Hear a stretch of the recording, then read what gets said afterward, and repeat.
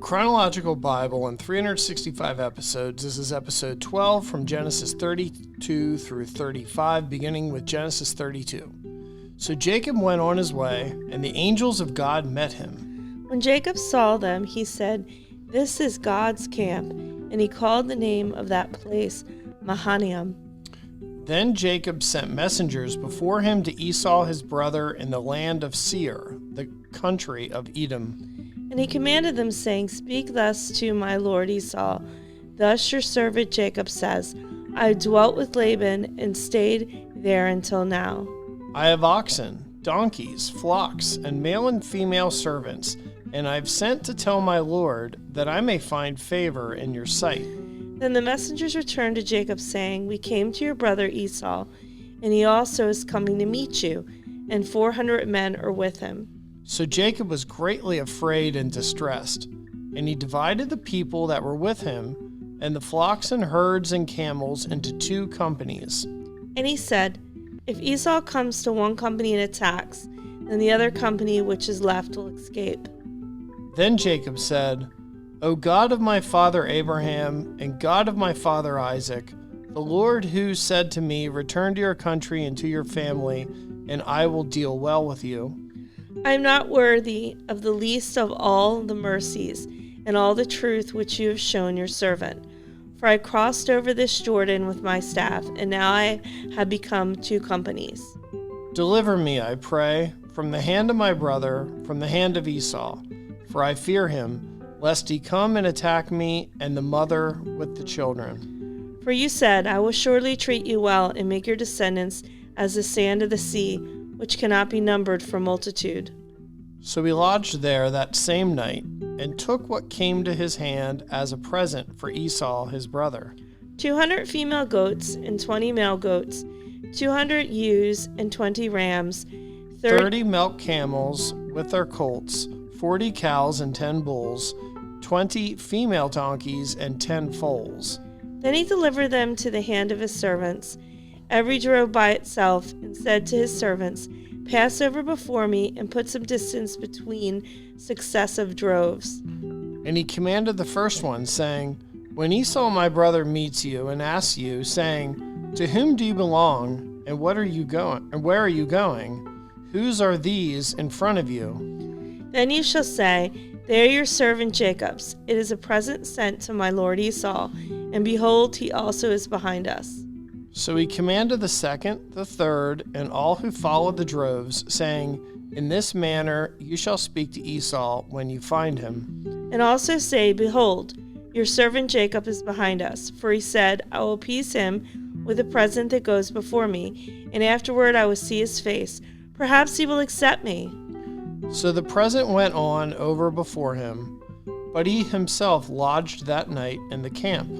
And he arose that night and took his 2 wives, his 2 female servants, and his 11 sons, and crossed over the ford of Jabbok. He took them and sent them over the brook, and sent over what he had. Then Jacob was left alone, and a man wrestled with him until the breaking of day. Now when he saw that he did not prevail against him, he touched the socket of his hip, and the socket of Jacob's hip was out of joint as he wrestled with him.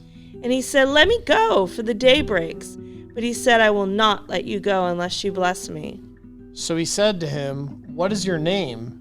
He said, "Jacob." And he said, "Your name shall no longer be called Jacob, but Israel, for you have struggled with God and with men, and have prevailed." Then Jacob asked, praying, "Tell me your name, I pray." And he said, "Why is it that you ask me about my name?" And he blessed him there. And Jacob called the name of the place Peniel, for I have seen God face to face, and my life is preserved. Just as he crossed over Penuel, the sun rose on him, and he limped on his hip. Therefore to this day the children of Israel do not eat the muscle of this shrink, which is on the hip socket, because he touched the socket of Jacob's hip in the muscle of the shrink. Now Jacob lifted his eyes and looked, and there Esau was coming, and with him were 400 men. So he divided the children among Leah, Rachel, and the 2 maidservants. And he put the maidservants and their children in the front, Leah and her children behind, and Rachel and Joseph last. Then he crossed over before them and bowed himself to the ground 7 times until he came near to his brother. But Esau ran to meet him and embraced him and fell on his neck and kissed him, and they wept. And he lifted his eyes and saw the woman and the children and said, "Who are these with you?" So he said, "The children whom God has graciously given your servant." Then the maidservants came near, they and their children, and bowed down. And Leah also came near with her children, and they bowed down. Afterward, Joseph and Rachel came near, and they bowed down. Then Esau said, "What do you mean by all this company which I met?" And he said, "These are to find favor in the sight of my Lord." But Esau said, "I have enough, my brother. Keep what you have for yourself." And Jacob said, "No, please, if you have now found favor in your sight, then receive my present from my hand, insomuch as I have seen your face, as though I had seen the face of God, and you were pleased with me. Please take my blessing that is brought to you, because God has dealt graciously with me, and because I have enough." So he urged him, and he took it. Then Esau said, "Let us take our journey, let us go, and I will go before you." But Jacob said to him, "My Lord knows that the children are weak, and the flocks and herds which are nursing are with me. And if the men should drive them hard one day, all the flock will die. Please let my Lord go ahead before his servant. I will lead on this slowly as of a pace which the livestock that go before me, the children, are able to endure, until I come to my Lord in Seir." And Esau said, "Now let me leave with you some of the people who are with me." But he said, "What need is there? Let me find favor in the sight of my Lord." So Esau returned that day on his way to Seir. And Jacob journeyed to Succoth, built himself a house, and made booths for his livestock.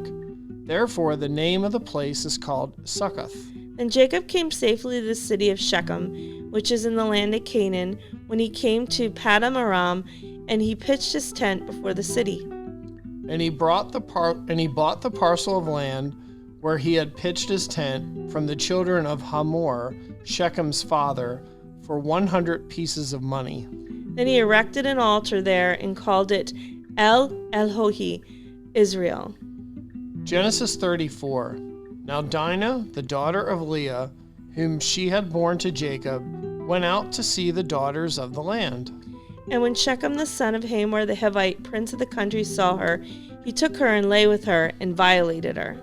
His soul was strongly attracted to Dinah, the daughter of Jacob, and he loved the young woman and spoke kindly to the young woman. So Shechem spoke to his father Hamor, saying, "Get me this young woman as a wife." And Jacob heard that he had defiled Dinah his daughter. Now his sons were with his livestock in the field, so Jacob held his peace until they came. Then Hamor, the father of Shechem, went out to Jacob to speak with him. And the sons of Jacob came in from the field when they heard it, and the men were grieved and very angry, because he had done a disgraceful thing in Israel by lying with Jacob's daughter, a thing which ought not to be done. But Hamor spoke to them and said, "The soul of my son Shechem longs for your daughter. Please give her to him as a wife. And make marriages with us. Give your daughters to us, and take our daughters to yourselves. So you shall dwell with us, and the land shall be before you. Dwell and trade in it, and acquire possessions for yourselves in it." Then Shechem said to her father and her brothers, "Let me find favor in your eyes, and whatever you say to me I will give. Ask me ever so much dowry and gift, and I will give accordingly, so that you say to me, 'But give me the young woman as a wife.'" But the sons of Jacob answered Shechem and Hamor his father, and spoke deceitfully, because he had defiled Dinah their sister. And they said to them, "We cannot do this thing, to give our sister to one who is uncircumcised, for that would be a reproach to us. But on this condition we will consent to you. If you will become as we are, if every male of you is circumcised, then we will give our daughters to you, and we will take your daughters to us, and we will dwell with you, and we will become one people. But if you will not heed us and be circumcised, then we will take our daughter and be gone." And their words pleased Hamor and Shechem, Hamor's son. So the young man did not delay to do the thing, because he delighted in Jacob's daughter. He was more honorable than all the household of his father.